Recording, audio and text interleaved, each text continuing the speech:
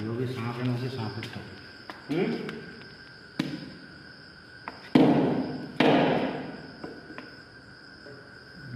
यार दिवड है यार काठाळी दिवाड़ी इतनी तेज नहीं रहती कि